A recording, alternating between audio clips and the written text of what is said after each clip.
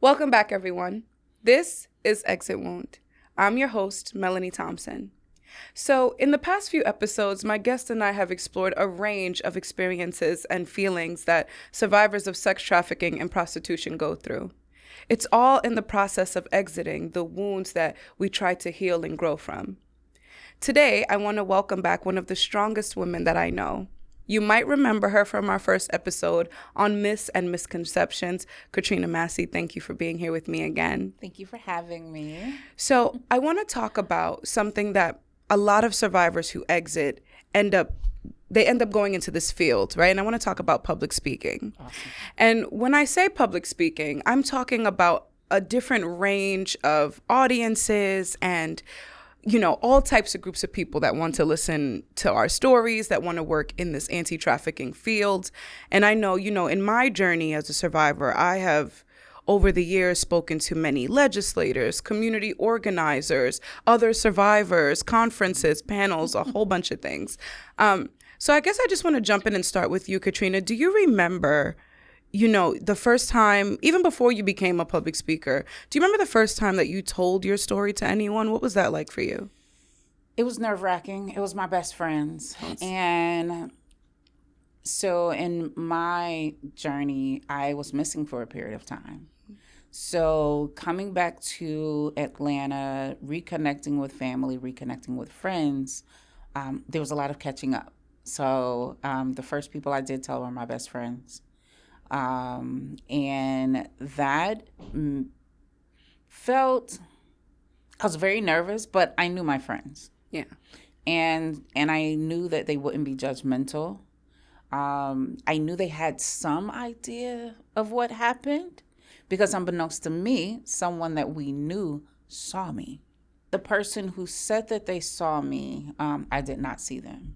But they could tell me exactly where I was, and I know exactly where I was. So I knew that, okay, they saw me.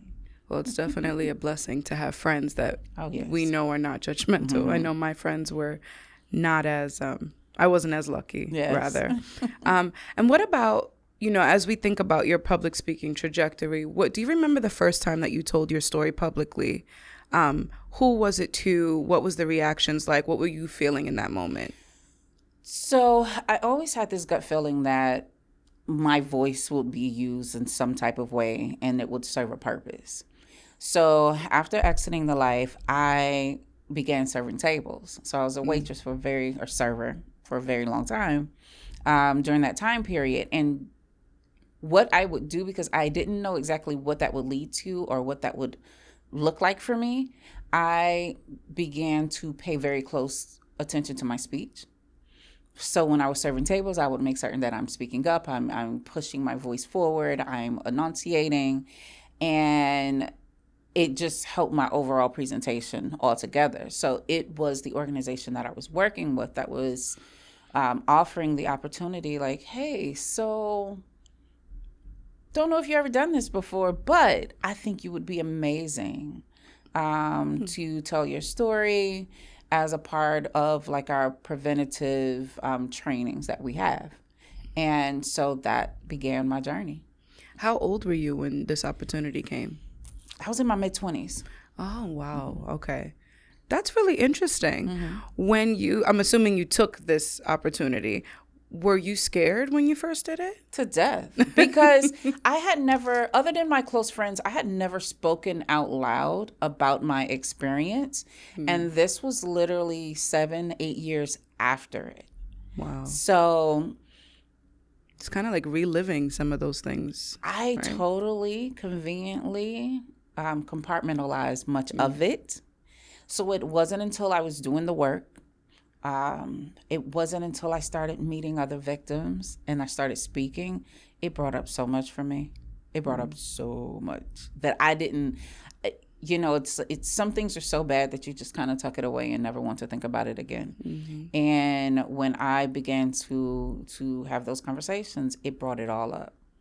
We know that disassociation and compartmentalization are super common for survivors of anything, survivors of rape, survivors of intimate partner violence, but especially for survivors of sex trafficking. We tend to bury things down very deep, yes, or travel to a beautiful beach when things are happening to us in our mind, right? And, I'm just thinking back to the first time that I can remember public speaking when I was younger. I used to have, those, you have kids, so I know this trifold science board from Staples.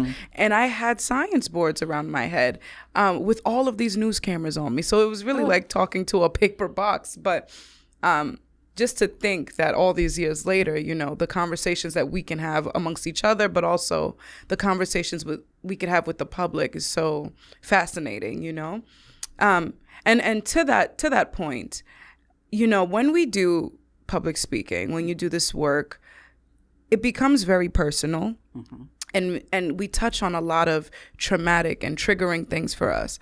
How do you, in the beginning and also now as a professional, how did you manage your emotions when they came up? Or what, techniques do you use or do you have in your back pocket to manage those things when you feel triggered on stage? I don't get triggered on stage anymore, thank goodness.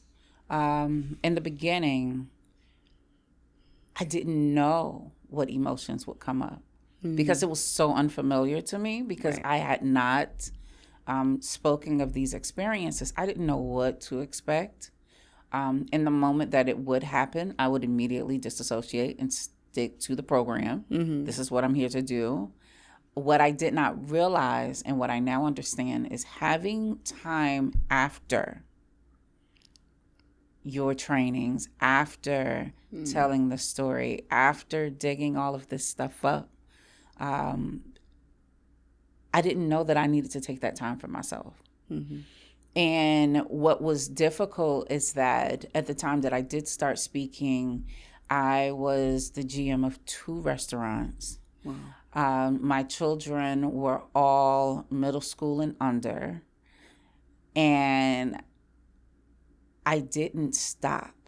I didn't take a pause. I didn't take a beat.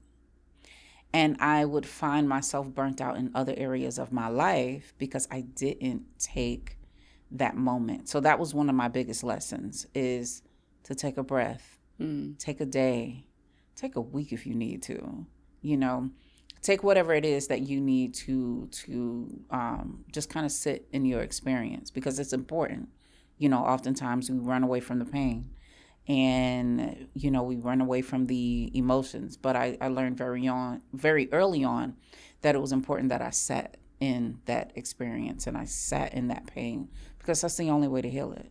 And I think something that you brought up that is super important is the importance of debriefs. And I think as we do this work, but also even if there are survivors who are interested in doing movement building or, public advocacy or activism, even in those sectors, we don't debrief enough. I think that sometimes, not only as survivors, but as allies in the fight, we're so passionate about trying to eradicate this issue and trying to put a stop to some of that oppression and some of those those harmful nuances, that we forget that you have to put on your own oxygen mask before you can help others.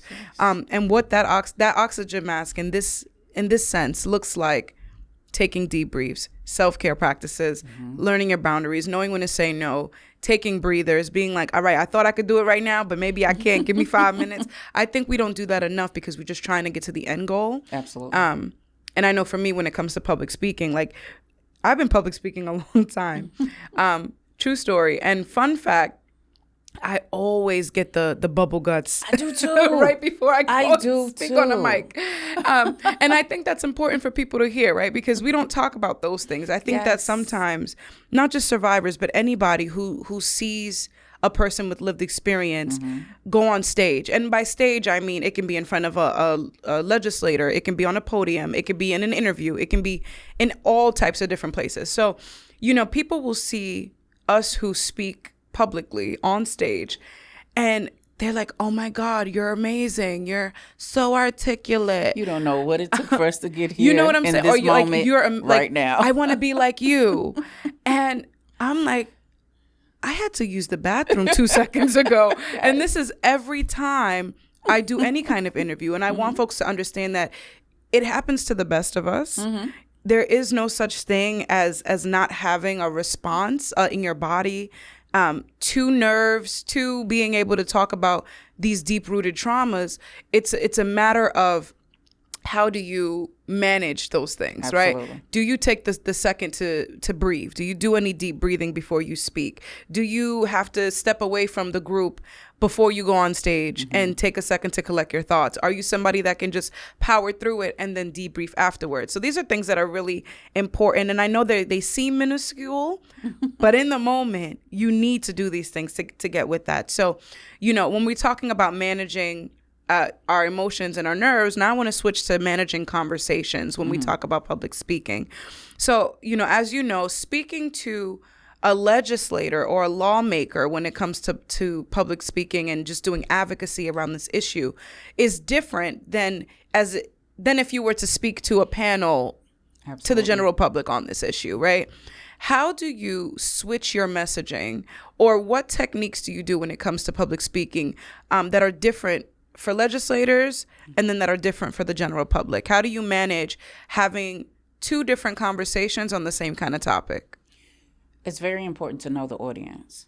How I speak to a group of middle schoolers is very different than how I speak to a PTA meeting, which is very different than how I speak to high schoolers and college students, which is very different than training a police department, doing a training with them versus what I do with legislators. I always read the room first, and I always meet people where they are.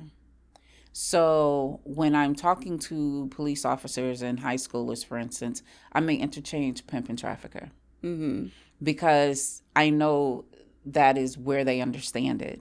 But I also use those opportunities to educate them on the use of the term trafficker and why that is so important.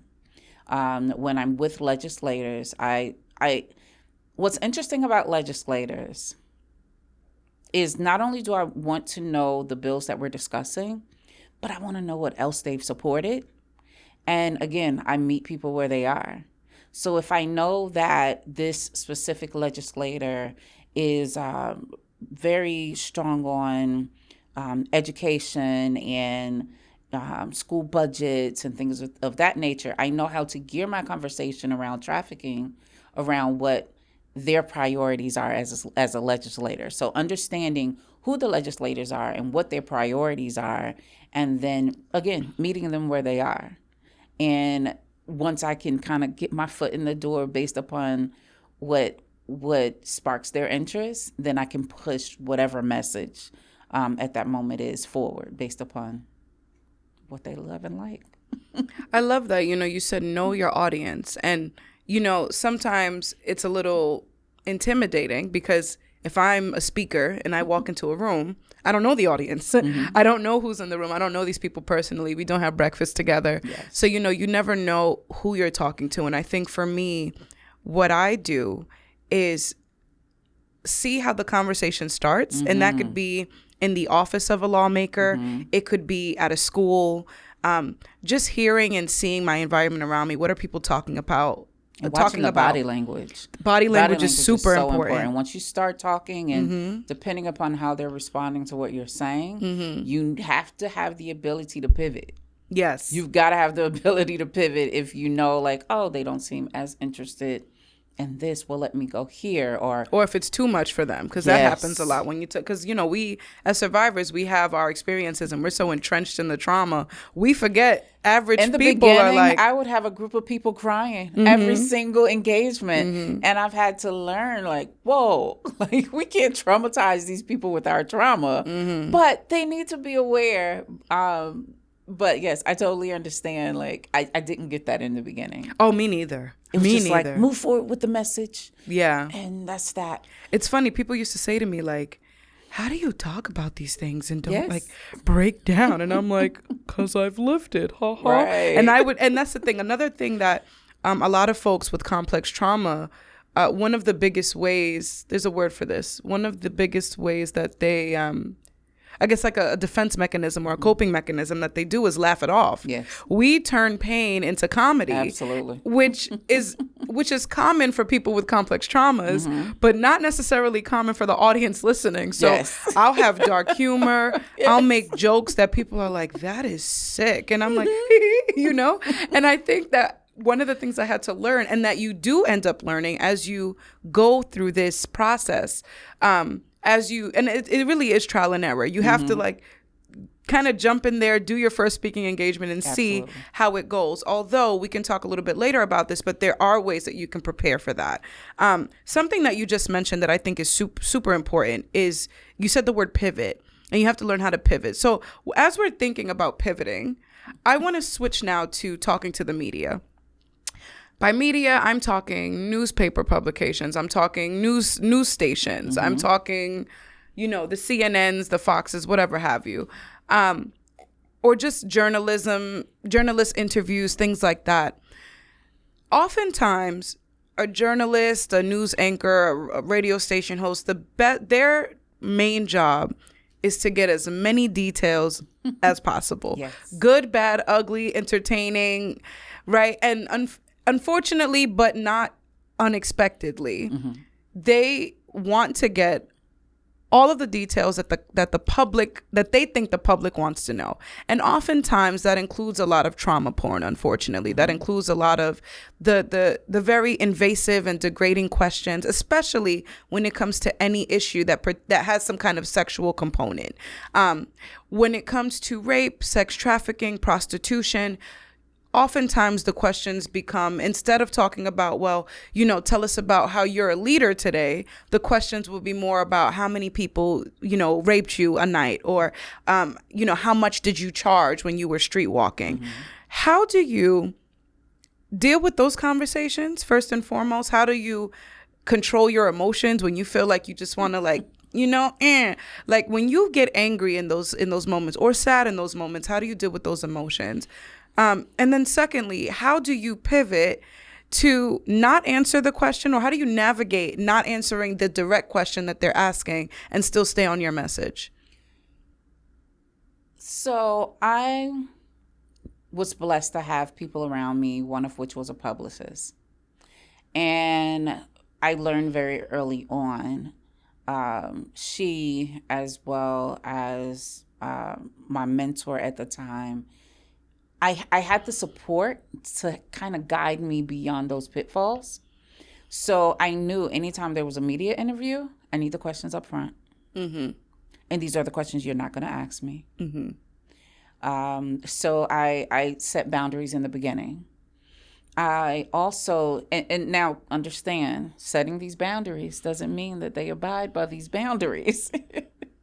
They'll still slip one in there. Of course. And, still to this day, if someone were to ask me, on average, how many people do you think that, your trafficker required you to sleep with per night? How many have you slept with in a single night? Like, well, we're going to start, if we're going to dig, let's dig, it's the same way that I dealt with people who in an engagement where they're like, well, why don't they just leave? Why don't they just leave? And that became very frustrating in the beginning. But one of my earliest, and I still stand by this response, why don't you lose the 30 pounds that you've been struggling with for the past 5 years? Why don't you just stop smoking? Because the same mental shift that has to happen, right, in making those changes are the same thing that happens. So oftentimes when I am stuck with those hard questions, I usually answer with a question, and then they kind of know, like, okay, let me just get back to where we were supposed to be. Do you ask them why haven't you lost 30 pounds? Absolutely. Okay. Absolutely. Now, I don't direct it to the specific person that asked that question, but I do make it a general question. Gotcha. Oftentimes if I used to do tons of speaking engagements in January, and, I would always refer back to people's New Year's resolution when they ask that question. That's a nice strategy. And it came from me learning to pivot, because that is a complex, like, it's that question is so deep and it's so different for so many people. why would you ask that question? You know, it's not that simple. I like some of these, you know, let's recap some of these strategies, because I know that there are folks listening out there who may not be as well entrenched in public speaking yet. And I think this is a good place for them to start. Mm-hmm. So you mentioned, I like the idea of answering a question with a question, and making that question general. So if there is a question that is uncomfortable or invasive or degrading, and you're on camera or you're on air or whatever have you, kind of basing the general question, kind of throwing it back at them, maybe not as rude. And giving them something to think about. Yes, that's you know, what it is. It makes everyone in the room take a pause. Yeah. I'll give an example. Well, I didn't throw back a question, but I recently did an interview on a pretty large scale platform. And this was in front of a live audience. And the woman said to me, how do you navigate or how are your interpersonal, intimate relationships after being trafficked? You know, how do you deal? How do you deal with boyfriends and sex? And I thought it was highly inappropriate, not just for me, but for a live audience. But also, you didn't prep me with this question. You sent me questions prior to my interview, which were very general and vague. And then you threw this one in there on stage, and probably on purpose, right? Probably to throw me off and get a real reaction. And you know, for folks listening who may encounter this kind of thing where they're not prepared for a question or the question seems outlandish, I would follow one of your steps. Either throw a question back at them or give them something to think about, or pivot back to your original messaging. Stay on your topic. And for folks who are listening now, remember that you control the interview, right? Absolutely. I don't think people understand this enough. Yes. But if you have something to say and you have a goal with your interview, with your message, stay on that goal. Do not get sidetracked or bombarded, or don't feel pressured to switch what you wanted to say because someone asked you something. So this person asked me, you know, how are your intimate relationships now after being trafficked? And then, you know, I gave a partial answer. This is another strategy. I gave this semi-answer to semi-satisfy the question. And I was like, yeah, they've definitely been complicated over the years. But, you know, the majority of sex trafficking survivors go in usually one of two directions. They either become very asexual and don't want to be touched at all, or you have some that become hypersexual, and it really just depends on the magnitude of their sexual trauma. And they looked at me like they were upset, and that is okay. I think that... Because that's a real answer. But it's the truth. And it keeps them on course to the subject, which is not specifically your personal life. And I've learned that over the years. It wasn't always that easy. I started advocacy when I was 14. And I think part of what happens when survivors or any public speaker is really new, especially to media interviewing or interviewing with the public, is that we are so caught up in not being able to set our boundaries, not knowing how to set our boundaries, not knowing that we have the opportunity to say no, as well as not having the knowledge that you're allowed to redirect this interview. And oftentimes it's really difficult, especially when you're a new public speaker, when the lights are on you, there's a million cameras in the room. You don't know how to pretend like they're not there yet. And you're fresh out of your trauma. Exactly. Or not even out of it. So you're learning boundaries. And that I've seen it go very bad for some. Yeah. Very, very bad for some, where it was so triggering that they ended back into life. Of course. You know, it put them back in that space. It's unfortunate to say as well, but there are folks, organizations, individuals, congregations. There are groups of people or individuals who will take advantage of the fact that you are not fully out of your trauma yet. And as that pertains, you know, as it relates to public speaking, there are a lot of places that will take survivors and say, can you come and share your story? I've seen it happen at churches. Can you come to our fundraising events? Oh, the fundraisers. I've seen survivors, and we have a whole episode on tokenization and things like that. But I've seen organizations know that this person needs more therapy, knows that this person needs to focus more on self-love and healing at this moment, and not so much talking. Yes. And I'm just like, well, my church wants to hear your testimony. And that's one way to religiously subdue this person. In other instances, it's like, oh, we'll give you like a gift card if you share all the intimate details at our upcoming gala. Help us raise money for our org. But we're not going to pay you anything, right? There's that.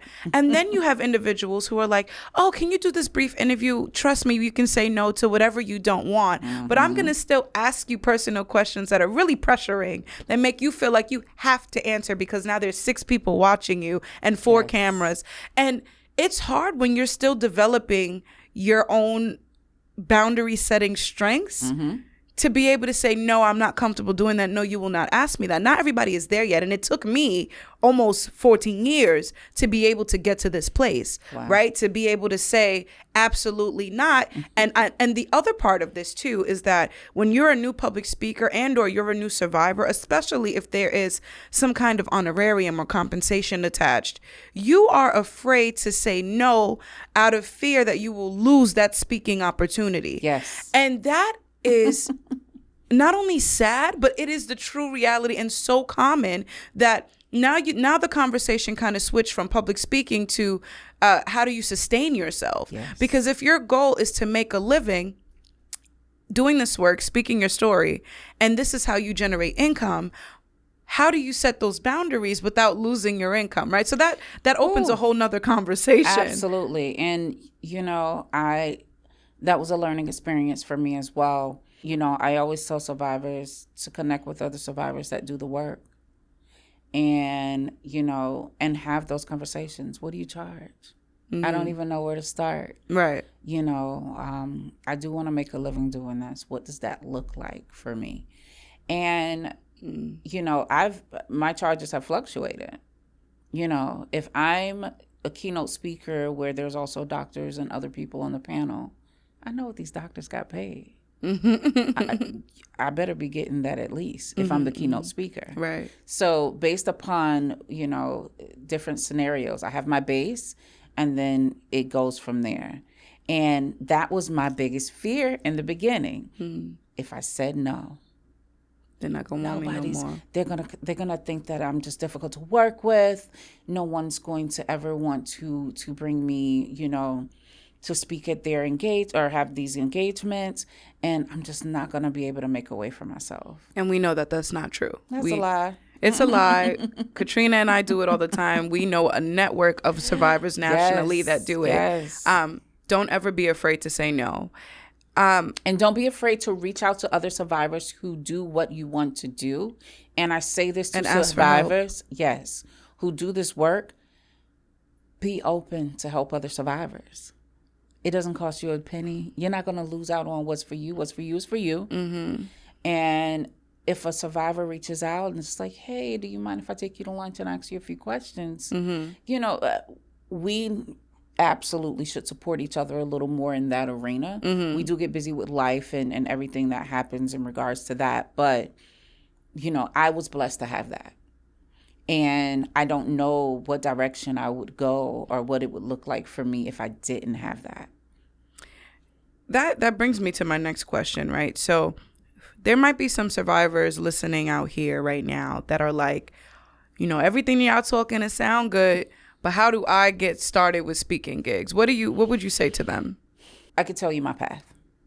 I started doing my own research on public speaking. I did my own, not even specific to trafficking in my experience, my lived experience. I did my own research and I started watching public speakers. I was addicted to TED Talks for a very long time because it taught me how to speak.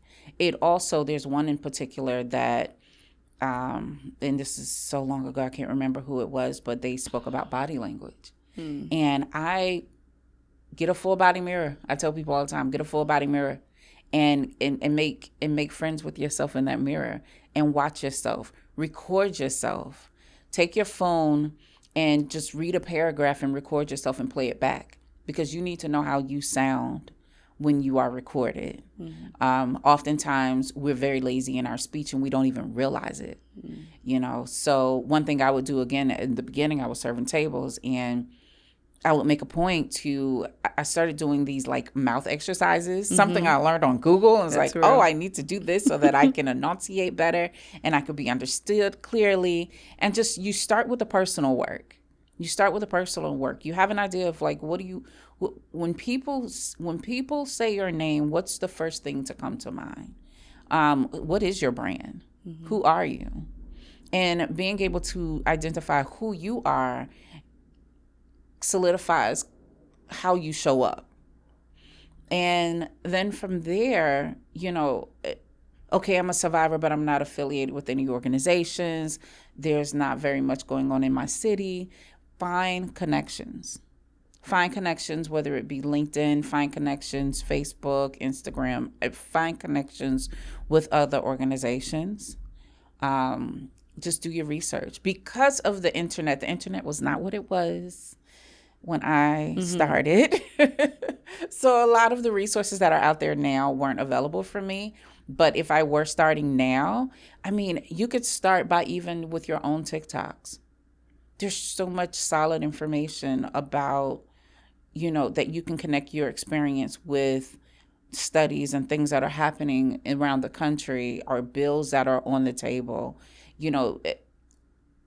Even, and this is the same route that most music artists take now. They go straight to social media. And then from what those opportunities or that exposure gives you, it then presents you those opportunities to then have speaking engagements. But you always have to think about, who am I? Who am I and who am I presenting myself as every time I turn on my phone or my camera to record something for social media or step in front of a microphone for a TV interview? What does that look like? And I do believe that doing the work on some degree is essential, because you need more than your story. You can't just have your story. It gets old, and it will have an effect on you over time. I'm at a place and point where I've done so much work, I can do a total engagement and not give details of my experience. Same. Because I've worked with so many young people around the country. I've done tons of trainings and spoken with lots of kids, and I don't have to rely on that experience. So if you're not doing the work, definitely get associated with an organization, even if it's from the perspective of a Boys and Girls Club. Like, because when I meet people in Middle America and they're like, I want to do all of this, but there's nothing going on in my small town. That's a lot. And it's like, where do I start? I don't know what to do. Start at the local community center, because the preventive work is still the work, and find places where you can give of yourself. And it's also healing. That is essential. It's healing. And I used to wonder, why did this happen to me? Why did I go through this? Why? And the reality is, we never really get the whys to our traumas. But we have a choice in that moment to decide on whether or not we're going to use what we went through to help, educate, and prevent it from happening to someone else. And when I came to that realization, because I did not want to do this work, I did not want to tell you, my career was great, life was good, no one needed to know my story. And, the people that loved me the most were just really like, you would be great at this work, you would be such a great speaker, I think you should think about it. And it took years. I think my first speaking engagement may have been 2009. I came out to life 2000. It took almost 10 years for me to have the courage to even face my past, for me to even take that moment to just say, okay, this got to be for something. It can't just be some trauma that happened to me and I tuck away and I live my life. It has to serve a purpose. And that's when I got the courage to just move forward and jump into the world of the movement itself and do the work. I feel like I could end it there, actually, but I heard a couple of things. So first off, let me just say those mouth exercises are good for double chins too. Okay, Yes. so stretch out your cheeks and unclench your jaw, people. Yes. But no, let's try to. So let's try to recap this in some practical steps, right? So the first step I would say that I heard was do your research, right? Do your research in looking up other public speakers, looking up what kind of speaking opportunities there are for whatever it is you want to say. Watch TED Talks, things like that. Step 2. Connections. Find connections. Connections, whether it be other organizations, people who have done this work. Finding those connections, those kind of work simultaneously, though, because I think you also need to see how people see you. So like recording yourself, being in the mirror, and seeing how your body flows with your message. Because oftentimes, especially when we're talking about trauma, we don't even realize we clench up when we're talking about certain parts of trauma. That's true. And Body you have language. to know how your body flows with your message, which also speaks a lot to your own personal healing. And listen to your body, because you may not be ready. You may think you're ready. You may not be ready. So having those moments where when you're doing it with yourself gives you an opportunity to kind of, get some of the kinks out the way before you embarrass yourself on stage. See or where in you front still of the need to mic. heal. Yes. See where you still need to heal. And watch so. other interviews and have someone that you trust and love. Like, ask me these questions. Let's role play. I love that. Role playing, I think, goes so far because you have to get comfortable answering certain questions. And over time, you'll learn that you're always asked the same questions. So, Right. You get comfortable with answering it, how you answer it, analyze your answers, feel and listen to your body as you're answering. And it takes practice. It takes practice. And time. Yes. And time. Okay, so we got research. Find some connections. If you feel like you don't have any, or if you feel like you're in those small towns, look at your local community centers. Find other organizations in the area that are doing this work, that are working with survivors or doing advocacy on behalf of survivors. Absolutely. I would even add to that, tap into some allies. Find ally groups, orgs that are fighting for this issue, to take off some of that workload off of you. Being a survivor is enough. Step 3, I would say, is when you start putting yourself out there. Practice in the mirror. Full body mirrors are super, super imperative. Do your mouth exercises. Record yourself and see where you still need to heal. Yes. And I think that I would probably put like 3 stars on a circle around that. Step 3, because we're so caught up in, I just want to get on stage and tell people everything. And then you don't realize how it actually affects you internally if you're not focusing on your own healing at home. Absolutely. And sometimes you think you're healed and you're not. And figure out what that regimen is going to be for you. Go ahead and have what that debrief looks like and feels like. Because sometimes it's such a joyful, happy place to get there that it feels like a reward for getting the work done. So like have that in place before, like, what do I need? Do I need a spa day? Do I need to just go swim for, a few hours? What is it that I need? And have that in place as it makes me think about like working out and like giving yourself a reward. Like, oh, if I go to the gym 4 times this week, I get to that on my cheat day. Think of it in that way, if that helps and motivates you and pushes you to just do the hard work. Because a lot of times it's easy to just not even want to go there until you have to go there into those experiences. Right. And you just don't want to go there on camera. I love that. And have your self-care plan and your treatment plan in place before you start actually speaking. Yes. And then the last thing that I would say in terms of some practical steps is just to remember that as you said, Katrina, your story is not enough. You are enough. Let's not confuse the two. Absolutely. You as a survivor are absolutely enough. And you're not your story. And you are not your story. Yes. And I think we have to remember that a good public speaker knows that they don't have to delve into the details of their trauma porn, the details of their story in order to get their message across effectively. So I would say step 4 would be, as you are beginning to transition into actually doing the speaking, find other ways to sell your message, right? And this goes for speakers of any kind, but when it comes to survivors, learn how to get to the point of your message without having to tell your story. Absolutely. Because then if you can master that, then you can master whenever you want to tell somebody your actual details, right? You can master at that point then, yeah, today I feel like disclosing that, in my case, my dad was an alcoholic, right? And I grew up in a DV home. I'm okay disclosing that because I know that I could also teach you this whole class and sell you this whole training without telling you that too, right? Absolutely. So learn to say no, learn your boundaries, learn that you don't need to have your story at the forefront in order to be an effective advocate in this movement. And with that, Katrina, thank you so much for joining me today. This was amazing.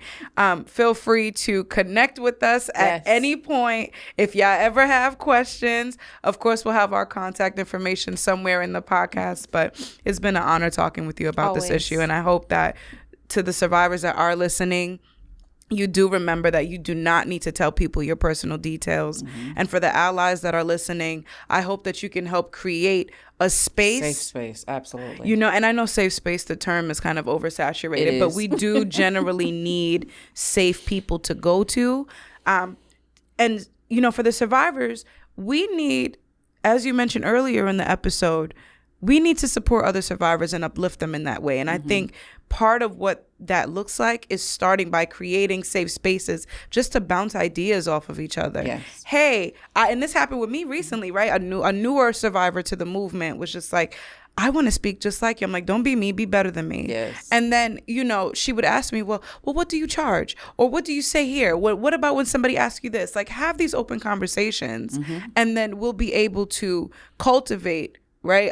Not only a better society, but a better community of peer support and mentorship, and being able to support each other when there are speaking engagements. I think something that we didn't mention in here actually was having a support person join you. Yes. And a lot, unfortunately, I was not that lucky to always have a support person come with me. So I had to learn how to debrief and manage my own things, right?